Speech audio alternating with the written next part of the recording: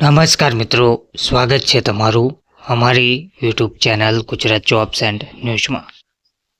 મિત્રો, આંગણવાડી અને મધ્યાહન ભોજન યોજનાના કર્મચારીઓના વિવિધ પ્રશ્નોનો નિવેડો લાવવો હવે જરૂરી બન્યો છે, અનિવાર્ય થઈ ગયો છે.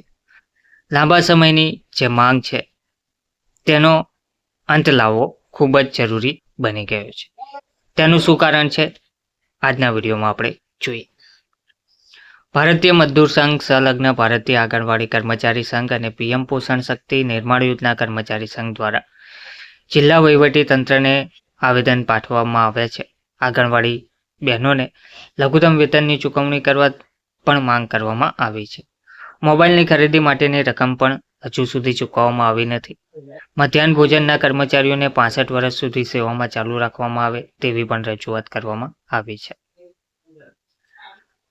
પોરબંદરમાં આંગણવાડી અને મધ્યાહન ભોજનના કર્મચારીઓના પ્રશ્નનો નિવેડો લાવવો અનિવાર્ય બની ગયો છે તેમ જણાવીને ભારતીય મજદૂર સંઘ સંલગ્ન ભારતીય આંગણવાડી કર્મચારી સંઘ અને પીએમ પોષણ શક્તિ નિર્માણ યોજના કર્મચારી સંઘ દ્વારા જિલ્લા વહીવટી તંત્રને આવેદનપત્ર પાઠવવામાં આવ્યું હતું. આંગણવાડી કર્મચારીઓનું આવેદન ભારતીય આંગણવાડી કર્મચારી મહાસંઘના મહામંત્રી ભાવિકા બી ચાઉના નેતૃત્વમાં પાઠવાયેલા આવેદનમાં જણાવાયું હતું કે વિશ્વના સૌથી મોટા શ્રમિક સંગઠન એવા ભારતીય મજદૂર સંઘ સાથે સંલગ્ન ભારતીય આંગણવાડી કર્મચારી મહાસંઘ તરીકે કાર્યરત છીએ, ત્યારે અખિલ ભારતીય મજદૂર સંઘ ગુવાહાટી ખાતેની રાષ્ટ્રીય કાર્યકારિણીની બેઠકમાં પણ નક્કી થયા મુજબ ભારત સરકાર તથા ગુજરાત સાથેની બજેટ પૂર્વેની બેઠકમાં થયેલ માગણી મુજબ સ્કીમ વર્કર અંતર્ગત કામ કરતા કામદારો બજેટ પૂર્વે સરકાર સાથેની બેઠકમાં રજૂ થયેલ અનેક મુદ્દે કોઈ જાહેરાત ન થતાં નારાજગી વ્યક્ત કરી હતી. તો તાકીદે જ કોઈ જાહેરાત નહીં કરવામાં આવે તો આગામી દિવસોમાં પ્રચંડ કાર્યક્રમો આપવામાં આવશે તેવું પણ કહેવામાં આવ્યું છે.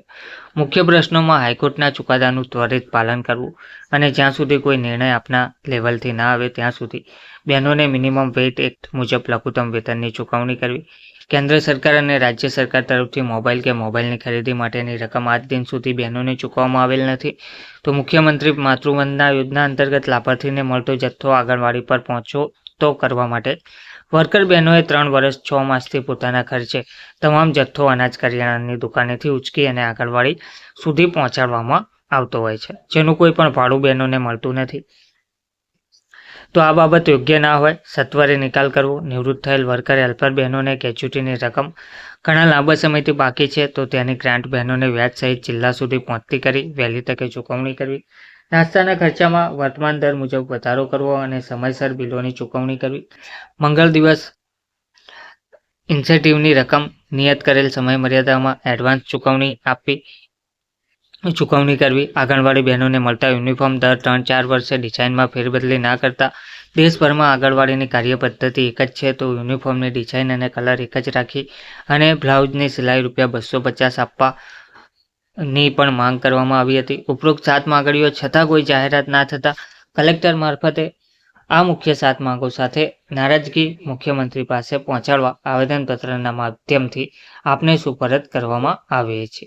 તો મધ્યાહન ભોજનના કર્મચારીઓનું આવેદન પણ આપવામાં આવ્યું છે. મધ્યાહન ભોજનના કર્મચારીઓના સંગઠન પીએમ પોષણ શક્તિ નિર્માણ યોજના કર્મચારી સંઘના પ્રદેશ અધ્યક્ષ રાજેન્દ્રસિંહ ચુડાસમા અને પ્રદેશ મહામંત્રી લક્ષ્મણભાઈ ખટાણાના માર્ગદર્શન નીચે પોરબંદરમાં પાઠવાયેલા આવેદનપત્રમાં જણાવ્યું હતું કે વિશ્વના સૌથી મોટા શ્રમિક સંગઠન એવા ભારતીય મજદૂર સંઘ સાથે સંલગ્ન પીએમ પોષણ શક્તિ નિર્માણ મધ્યાહન ભોજન યોજના કર્મચારી સંઘ તરીકે કાર્યરત છીએ, ત્યારે અખિલ ભારતીય મજદૂર સંઘ ગુવાહાટી ખાતેની રાષ્ટ્રીય કાર્યકારિણીની બેઠકમાં નક્કી થયા મુજબ ભારત સરકાર સાથેની બજેટ પૂર્વેની બેઠકમાં થયેલ માગણી મુજબ સ્કીમ વર્કર અંતર્ગત કામ કરતા કામદારો બજેટ પૂર્વે સરકાર સાથેની બેઠકમાં રજૂ થયેલ નીચેના મુખ્ય મુદ્દે કોઈ જાહેરાત ના થતાં નારાજ પીએમ પોષણ શક્તિ નિર્માણ યોજના કર્મચારી સંઘ દ્વારા આપના માધ્યમથી મુખ્યમંત્રીને આવેદનપત્ર આપી નારાજગી વ્યક્ત કરી તાકીદે કોઈ જાહેરાત નહીં કરવામાં આવે તો આગામી દિવસોમાં પ્રચંડ કાર્યક્રમો આપવામાં આવશે.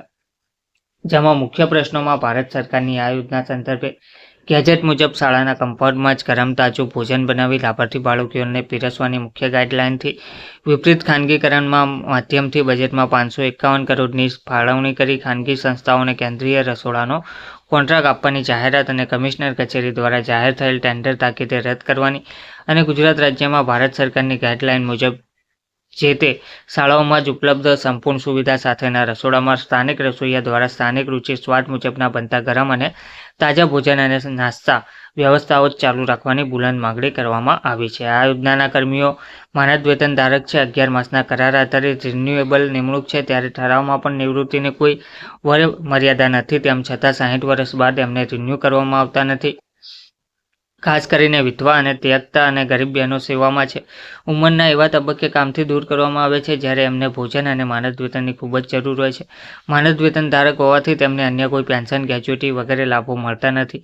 આગળનું જીવન ઉસિયાળું બની જાય છે ત્યારે તંદુરસ્તીના તબીબી પ્રમાણપત્રના આધારે 65 વર્ષ સુધી સેવામાં ચાલુ રાખવામાં આવે એવી બુલંદ માગણી. ઉપરોક્ત 3 માગણીઓ છતાં કોઈ જાહેરાત ના થતાં આપ કલેક્ટર મારફતે આ મુખ્ય 3 માંગો સાથેની નારાજગી મુખ્યમંત્રી પાસે પહોંચાડવા આવેદનપત્રના માધ્યમથી આપને સુપરત કરીએ છીએ. તેમ પોરબંદરના જિલ્લા પ્રમુખ હરદાસભાઈ એ સાદિયા, રૂપલબેન પાંજરી, તાલુકા મંત્રી ભાવનાબેન મહેશભાઈ રાઠોડ, પૂર્વાબેન નિલેશભાઈ મહેતા, મનીષભાઈ કોડિયાતર, ધર્મિષ્ઠાબેન નાથવાણી, લીલુભાઈ માંડવાભાઈ ચાવડા વગેરેએ જણાવ્યું હતું. તો ટૂંકમાં હવે મધ્યાહન ભોજન યોજનાના કર્મચારી, પીએમ પોષણ યોજનાના કર્મચારી અને આંગણવાડી બહેનોના માનદ વેતનમાં વધારો કરવા અને અન્ય કેટલીય માંગણીઓ છે તે પૂર્ણ કરવા માટે જે આવેદનપત્ર પાઠવવામાં આવ્યું છે અને હવે કર્મચારીઓની આ દરેક માંગો પૂર્ણ કરવી જરૂરી બની ગઈ છે. ધન્યવાદ.